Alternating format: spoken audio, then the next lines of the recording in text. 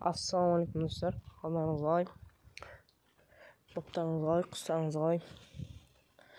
Жалпы осы YouTube каналда видео шықпай кетті. Уже 3-4 күнде видео шығармадым. Так, бүгін тағы бір видео.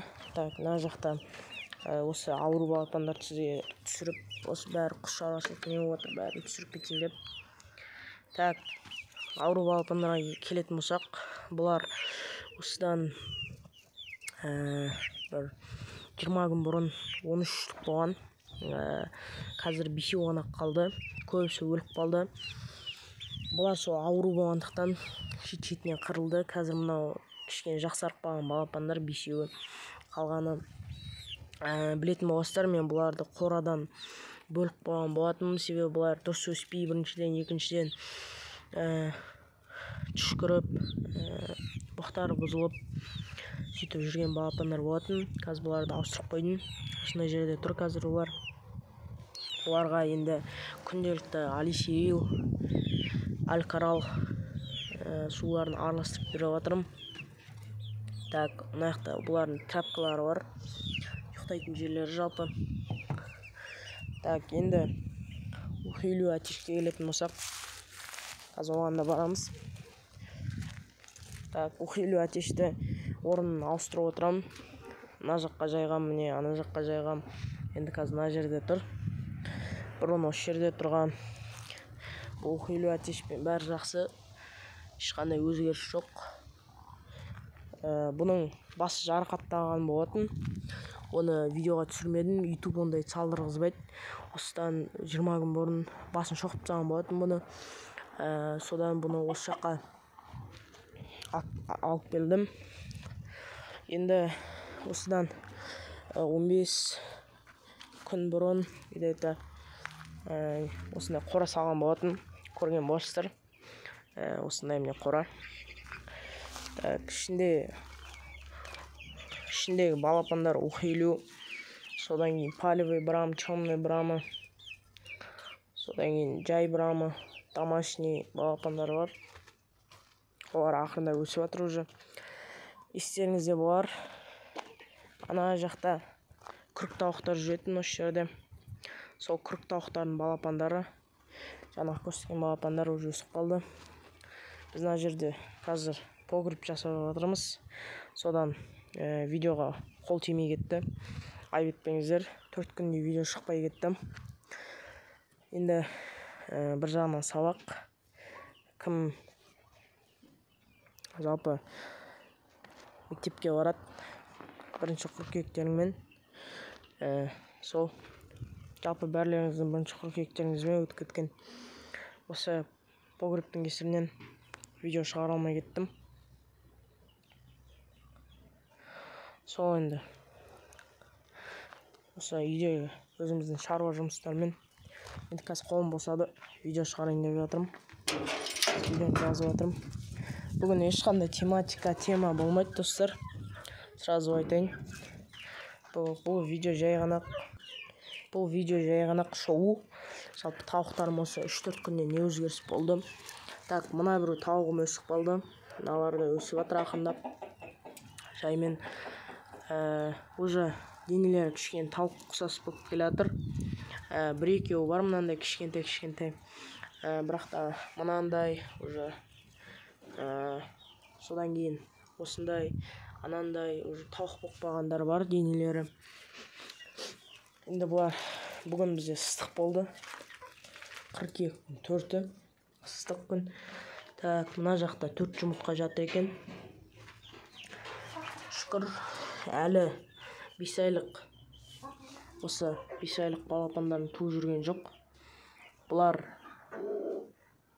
примерно есеппен санағанда октябрь-ноябрьда 1 жұмыртқаларын алып келеді бұйыртса. Соны қазір күтіп жүрмін. Сол. Так, міне 4 жұмыртқа. Мына жұмыртқа әлі ыстық болып тұр екен. Осы міне ақырындап туып жатыр. Бұл күрік тауықтардың жұмыртқалары. Бұны да үйге алып отырам. Біреусін қалдырып. шөсін алып отырам. Анда-санда 2 ұтып, анда-санда 1 ұтып. Қазір достар, кешке қарай кешкі таман видео шығатын болады. Сағат 8-9 арасында видео салатын болам каналға. Қалай тауықтың породаларынан ақша жасауға болатынына. Так, ортаңғы қораға келетін болсақ, мына адлерларым уже өсіп қалды. Мыналар мен сәл-пәл уже бірдей. Китайский шелковыйларым асықпай өседі екен бұлар.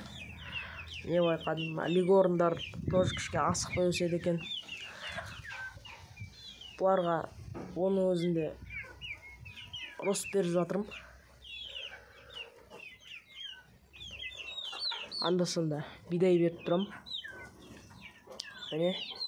Бұларда осы соңғы 1 айдың ішінде 2 балапан өлді. Біреусі лигорн далматинец, тағы біреусі мынандай брамшатс. Енді бұларды уже ақырында реттеу керек. Міне уже мынандай дәу ұқпағандар да бар араларында. Осының алдында менде бір тауықтар болып еді ғой. Алар уже соларды қуып жетіп қалды. Бұлар адлерларға уже 4,5 айдай болды. Уже ақырындап көрініп келе жатыр. Қайсы әтеш, қайсы тауық. Әне жүр бір әтеш. Міне бір тауық.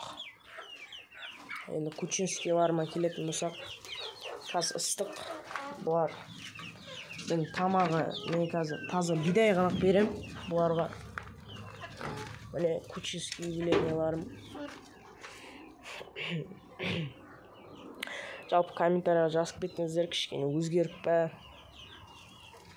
өсіп келе жатыр ма? Менің тауықтарым, сіздің тауықтарыңыз жалпы өзгерістер болып жатыр ма? Өздеріңізде жазып кетсеңіздер болады. Міне менің тауықтарым, кучинский юбилейнияларым. Қалай былай жалпы өсіп пе, жазып қойсаңыздар болады. Бұларға соқа бидай беріп жатырмын. Қазір кішкене теңге жағынан сұрақтар болып тұр. Соған өзімнің қаражатым жеткенше бидай алып жатырмын. Атак бұларға семірту үшін сіздерге рекомендация берем. Қаражаттарыңыз жетсе, бұларға рыбакос, мясокос, жмых араластырып берсеңіздер, жақсы семіреді. Тез бойлары өседі. Жалпы тез тауыққа айнала бастайды, тез созревать етеді.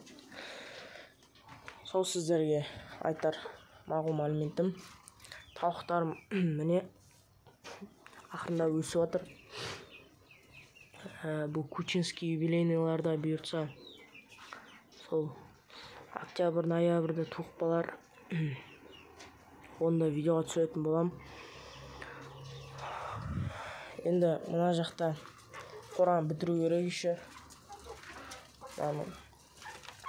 Қақ ортасынан бөліп китайский шелковый адлер дейтін породаларға салу керек, жасау керек жалпы. Әне кетті әтеш. Так, сол енді достар, өздеріңізде не өзгеріс болып жатыр жазып кетсеңіздер болады. Қазір кешкі жақын, жаңа айтқандай, сағат 3 шамасында,